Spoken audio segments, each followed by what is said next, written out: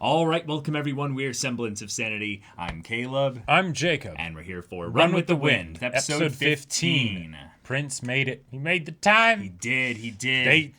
So proud of him. They got their team of 10, and now they can do the qualifier. They can do the qualifier. Yeah. And it was just in the nick of time there. Mm-hmm. Like, that was really, really close. To the wire. Yeah, we also have a lot of the other players starting to show how they will each give some element of their ability to the preparation for the Hakone Ekiden, and also starting to see the areas in which they each thrive with regards to conditions and environment that they're running in. Whether it's the flats, the mountains, or whatever. What have you. Yep. This is a very big deal. Also, we had some stuff with Haiji, getting some stuff from his physical therapist, showing that he is doing a bit better. Yeah. And that he's able to put on some muscle mass. This is a very good big deal, given that he is their second best runner. Right. And not just the fact that he is their second best runner, he is probably mandatory in making sure that they come even close to being able to do well in the qualifier. Like, when I say mandatory, I mean like him and Kakeru are going to have to put out. Yep.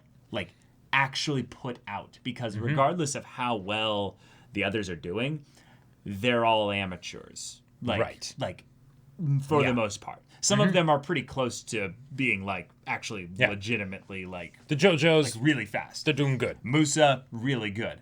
But, yeah, that's still going to, leave them as the underdogs with regards to the groups. And they don't have a clear point of victory, because it's not just doing the qualifier, it's doing well enough that they get chosen over a bunch of other teams. Yeah, and it is going to come down to just time, like whoever's the fastest. It's, so it makes sense in that regard. But they are in the deep end, right? And they got the qualifications to be in the deep end, but now you have to survive, right? So, guys, without further ado, let's get into this. All right, everyone. Now be sure to go check out the reaction portion of the video in the description below. Then come back here for the discussion.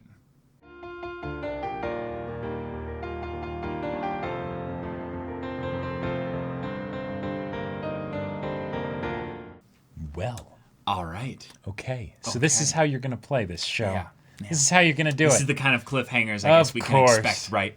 Yep. Right? Yep. Yeah. Yeah. And here's the thing.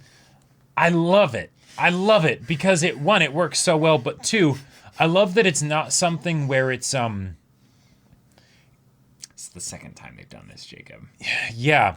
I'm losing my tolerance. No, but here's the reason why I like it.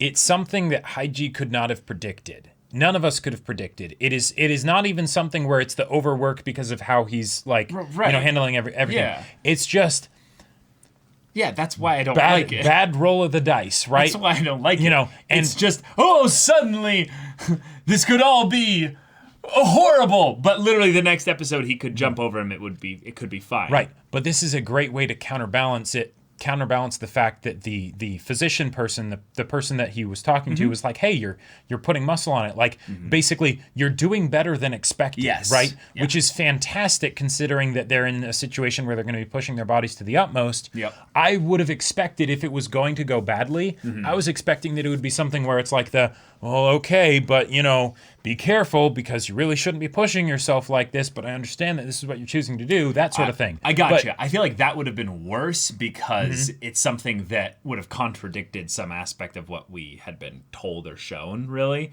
Then this is something that's a little bit better because it's something that has no control over. But I still don't like it because it's the type of cliffhanger where we don't see the result of it, and thus because we didn't get that means that it could just be tension for the sake of it to end the episode. I would have liked it preferably if he had biffed it and then they'd end the episode. Oh man. That would have been a much better cliffhanger. Well, what I love about this is that this could be something where one, they can't lose any runners.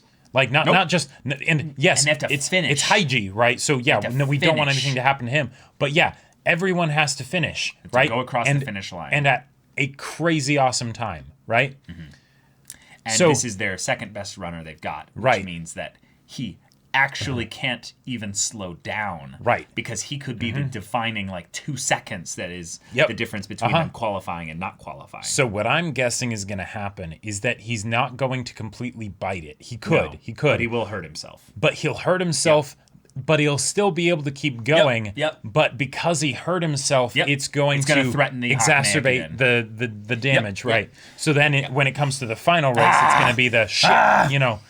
So guys, the reason why I'm upset about this is Haiji is my favorite character in the dang show. Right. You already know this, right? I love Kakeru he's such a wholesome to death. good boy. He's such a great character as well. But Haiji hits a very like special place for me. And the fact that they keep dicking with me with this style of cliffhanger is the second time, show. It's the second time.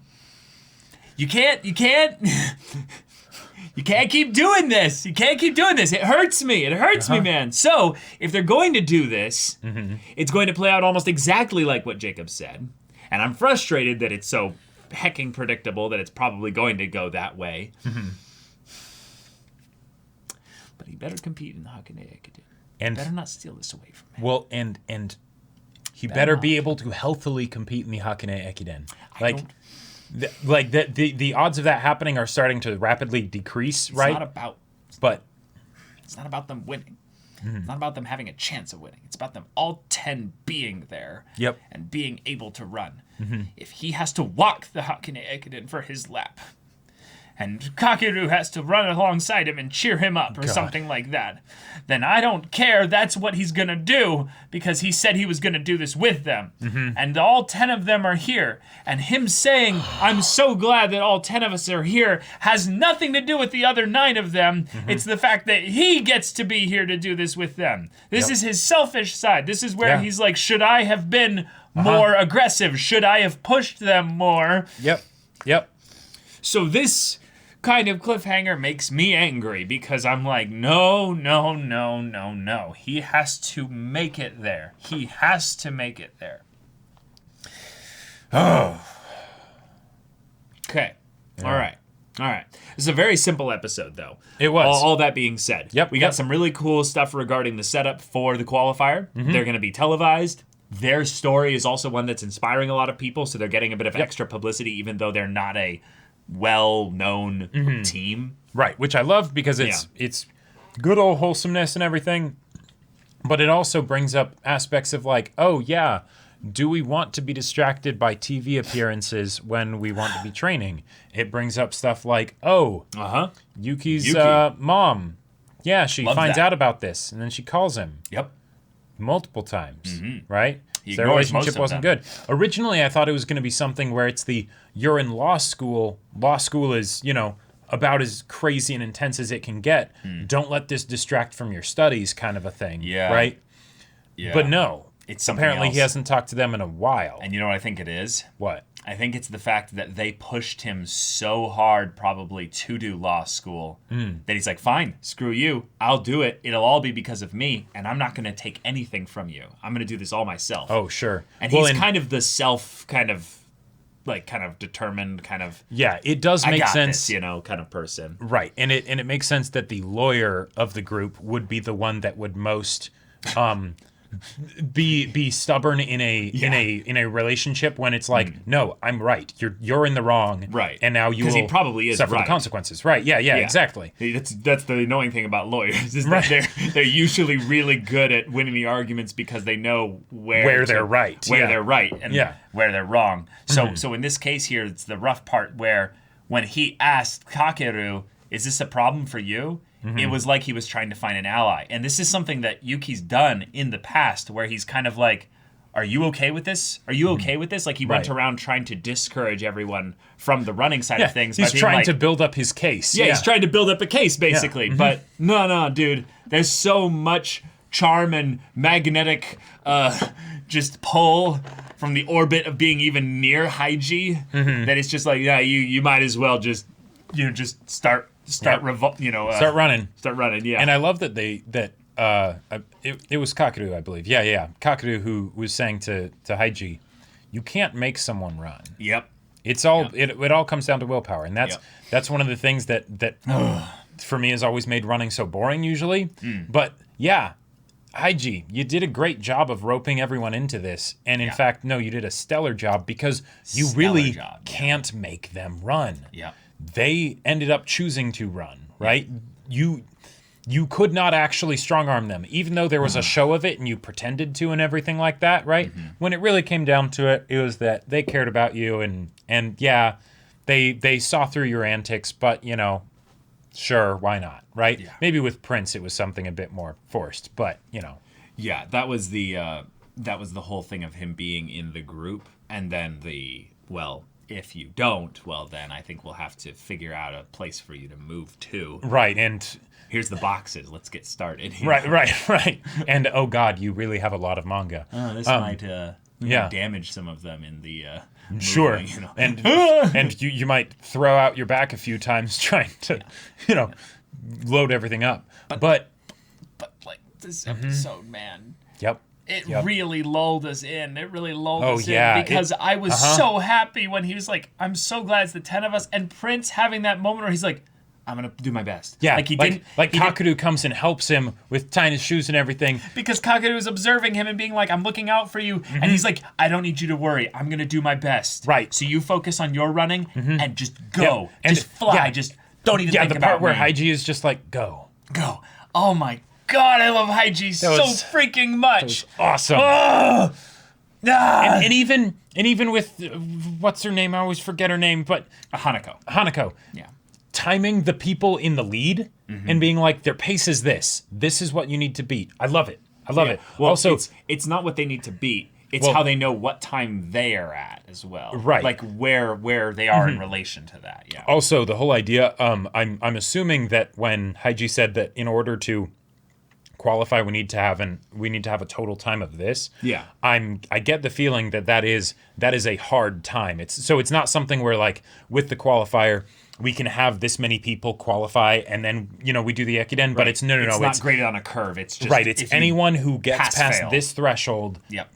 You get to do it. So awesome. Yeah, it feels very pass fail where it's just if you don't get this, well then try next year. Yep. And the fact that it's like, oh yeah, they have just a little bit over an hour each to do 20 kilometers. And they said at the beginning of the episode that only 3 people were able to make 3-minute kilometers on the 3-minute kilometers on the 20, Yeah. That's great because 1, it says that their odds are not good, but 2, since it's just a bit over 3 minutes, theoretically they could do it with the speeds that they've been doing, right? Because even if they haven't broken 3 minutes per kilometer average for a 20-kilometer run, if they've gotten close, that might be enough to do it, We're not sure. Yeah, I want to say, if my math is right here, they're being asked to run on average 12.4 miles per hour. Yep. The whole way through. Mm-hmm. Yeah. That's nutty. Mm-hmm. Right. It's actually nutty. You need to run at the level of professional runners. Yeah. Uh-huh. Yep. That's why one of the things that I'm really glad about with how this all works out, since they're being timed as a team, the thing that Kakeru had never been able to do up till now, of directly influencing the team and make by just going fast on his own. Right, by going fast on his own, that was never a thing because it was all about their individual times. But now that they're being timed as a team, the whole thing of, like Prince, for instance, yes, I'm cheering for him. He's going to do his best. He is not at the level of a professional runner. He's going to be an anchor slowing the team down. He's going to be an anchor slowing the team down. Yep. But maybe, just maybe, Kakeru, and hopefully Haiji too, and Musa and Jota and Jojo, they'll be able to help lift each other up, right? And Kakeru doing whatever crazy time he ends up doing, right? That'll be enough to make up for that little bit that Prince might be behind. Shave off like 20 seconds. Or exactly, right. Get him just that extra bit of time. So, and considering that this is a 20-kilometer run, that can be a lot of time. I also really like that because there's 10 of them, they end up in opportunities for pairs or trios or groups. But then the unfortunate bit of it is that none of them are able to stick behind for Prince and stuff. So Prince has everyone in front of him, and yet he's still doing so well that he Yep. can see the two of them in front of him. The Nico-chan and King. Right. Right. Exactly. So I just. Yeah. Yeah. I'm so proud of them and the fact that this is all potentially about to come crashing down because Haiji gets jebaited with someone crashing into the tables, which, by the way, I'm pretty sure this is a thing in most long-distance runs of sorts, especially if there's any kind of a lap structure to it, but also in the longer runs where there's no, like, multiple revolutions, you know, that they set up stations like this. Yep. But was there something there that wasn't water too? Like something that was like a solid. It seemed like there were these white little square things. Yeah, I couldn't tell what they were. Yeah. What are these? These here. I have no idea. That's not water. Yeah, I don't know. Is it like a little carb cube, basically? Like probably. I'm guessing that's probably what it is. Yeah. I would never ever take a risk like that to try and grab something that I would then eat. Because then your breath is thrown off. Yeah. Well, yeah. Like my brain can't handle that many doing that many things directives at the same time. I'd just be like, well, and I would it's very like much chewing gum while walking for some people, you know. Well, and I don't want to be breathing through my nose if I'm running 12.5 miles an hour. First off, I can't run 12.5 miles an hour, but if I could, I wouldn't want to be breathing through my nose for that. I would want to be breathing through my nose and mouth or my mouth, you know, but like that's a bottleneck on airflow, and airflow is important for oxygen and muscles and all that stuff. Yeah, so, and then your form as well will go off for that little bit of time for doing that as well. So But the whole thing with the cups and everything in the water, I love that. I love that. It totally makes sense that would be a thing. Yeah. But it was also it might not have been raining too. Sure. So they might have needed just to splash on themselves. Yeah. But it's also a great little way to do that foreshadowing, because when the cups were like thrown into the track, it was this thing of like, whoa, hold on. I didn't realize what it was for. At first I thought it was people on the sidelines that were being dicks and throwing stuff in front of them, right? And I was like, I thought what the that hell? too. What the hell? I thought that right? too. But no, turns out it's just you get your water while you're running and you throw it to the side and keep going. And they're little paper cups, so it's not like, you step on it, whatever, it'll crush it. It's not going to throw things off. It could have been a problem though, because if there were too many and it's wet, then they could be a surface that doesn't get as much tension. Right, and then it slips or something. Yeah. But what are their choices? To throw it at the people in the sidelines? Right, That's probably what they'd have to do. But it might not get that far. But it might not get that far because of the aerodynamic or the lack of aerodynamics. Right, exactly. So just toss it to the side and there you go. Yeah. But then that sets up the whole idea of, tripping would be real bad, wouldn't it? Yeah. And then someone just they get a little bit too close, their foot catches on one of the table legs or whatever. They slow down, get tripped up in the legs of someone behind them. Sure. That's the other thing that's really bad about this, is people were showing in the other thing, like the practices and stuff, that if you bump into someone when you're running really fast, it's not just you two that could go down. Oh, yeah. It's everyone behind you. Right. It's the whole thing. If you see those people in the bike races. Yep. And then one goes down. Massive crash. Yeah. Lots of people can get hurt. Like, Yep. So one person's mistake. So, oh God. And like the whole thing of, humans, as far as how we're designed, right? Like our structure allows for some really good speed for things, like running on our legs, ball and socket joints. Yeah, that allows pretty helpful. That allows for great speed. Yep. It is not sturdy. Oh. It is not sturdy, right? Especially sideways. Yeah, it's just it's bad. It's bad. So, put an injury on top of that, and boy, I'll just say, if they make Haiji incapable of running and put him either in a wheelchair or in crutches, then the whole point of why do you run and it's not about speed is going to mean so much more. Oh, sure. Because you think they're going to disqualify the person just because of the speed at which they run in the Hakone Ekiden, because of an injury after they qualify? Probably not. Yeah, no. if they they'll be like, well, it sucks to be you. You're going to lose. But, I mean... But you still made it through the qualifier. It's your choice. You do with your body what you will. But that they're going to either, have some people help him. I mean, that might not be legal. They might Yeah, not be they might able not to allow have that, Other yeah. people assist them. But I mean, if it's something where they're already not going to be winning, and like Haiji has like the second to last leg or something like that, or who knows, and then Kakeru like pushes him, or like, you know, arm around his shoulders, and yeah, yeah. Right. But that's not going to happen, because this is going to go great. It's going to go fantastic, and Haiji is just going to gazelle leap right over him, right over the person in front of him, and it's going to be fine. It's going to be fine with their strides as big as their strides are. Just taking one little leap, yeah. And there's not going to be any crazy shock that goes into his injured knee or anything like that. Nope, it's going to be all good. Yeah. So, y'all, thank you so much for watching this episode's reaction and discussion. If you want to see the next episode's reaction and discussion right now, though, go check out the link in the description below for our Patreon. You can get an early access there. You can watch full-length timer reactions there, and all this comes with Discord access. You can chat with us in the community there about this show, about anime in general, and also be sure to check out our Twitch channel. Yes, we stream every weekday. Info's in the description. Yeah, so if any of that interests you, we'll see you there. But until then, we're Semblance of Sanity. I'm Caleb. I'm Jacob. And we'll see you all next time.